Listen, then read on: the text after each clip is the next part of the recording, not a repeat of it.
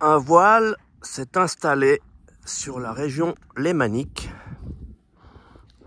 et c'est tout à fait approprié avec ce que je vais vous dire par rapport à ce fameux 28 septembre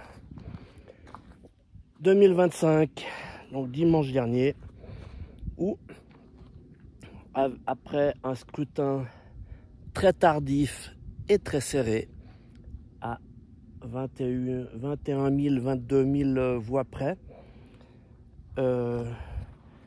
le projet de l'e-ID, donc identité numérique pour tous, eh bien, a été accepté par la population suisse. Alors bon, même si y a eu de multiples fraudes que je vous expliquerai dans une prochaine vidéo, je pense que cette fraude, admettons, maximum qui puisse influer maximum sur 10%, hein, eh bien, j'ai remarqué qu'en fait, il y a eu une grande disparité dans le vote et les régions qui ont accepté le oui, c'est principalement les régions citadines, donc Genève, Vaud, ben maintenant c'est plus que donc toutes les communes le long du lac Léman. Donc c'est aussi les communes quand même les plus riches, les plus prospères et puis les plus citadines. Eh bien, on dit oui. Mais par contre, au pied du Jura, la vallée de Joux, par exemple, a voté non, de manière assez claire. Et c'est intéressant parce que le canton de Vaud est très représentatif sur une disparité et une manière de vivre de la population.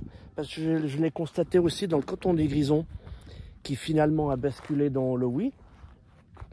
Mais j'ai regardé, celles qui ont dit oui, c'est des communes comme Saint-Moritz, Samdan, Silvaplana, Pontresina, donc les communes les plus riches. Mais par exemple dans la Basse-Sagadine et d'autres secteurs d'autres régions des Grisons, ils ont dit non. Et dernière entourloupe, et ça je l'ai vu sur le TEDx lorsque j'ai commencé à regarder vers 11 h du matin les résultats en direct. Pour cet objet, la double majorité n'était pas réclamée, bizarrement. Ça veut dire qu'il y a toujours, en général, lors des votations populaires en Suisse, il y a toujours la majorité de la population et donc la majorité des votants et la majorité des cantons. Et là, ce n'était pas réclamé, il n'y avait pas besoin de la majorité des cantons. Et je pense qu'ils savaient très bien ce qu'ils faisaient parce que il y a eu quand même une majorité des cantons qui ont refusé.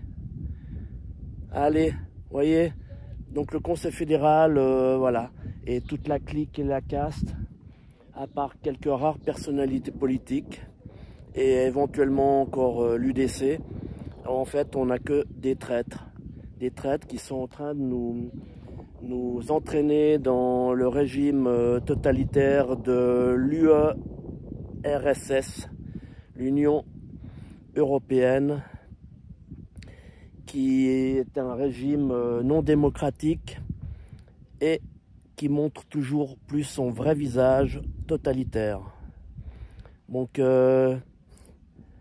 il va falloir sérieusement rappeler au Conseil fédéral et toute cette caste, et notamment les hauts fonctionnaires et les lobbyistes qui sont derrière le Conseil fédéral, que le mythe du citoyen suisse, eh bien, c'est pas seulement un mythe, car je fais partie d'une génération qui a fait son service militaire et qui a son arme de service. Donc s'il faut défendre ma patrie, eh ben, je le ferai. Parce que maintenant, les ennemis sont de l'intérieur, comme la plupart des pays occidentaux ou occidentalisés. Alors, force et honneur.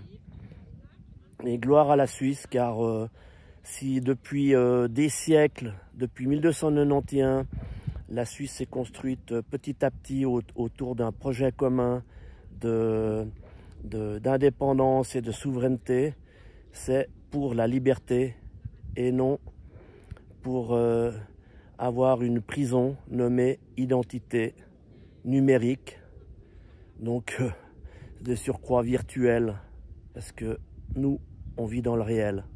Allez, bonne journée à tous.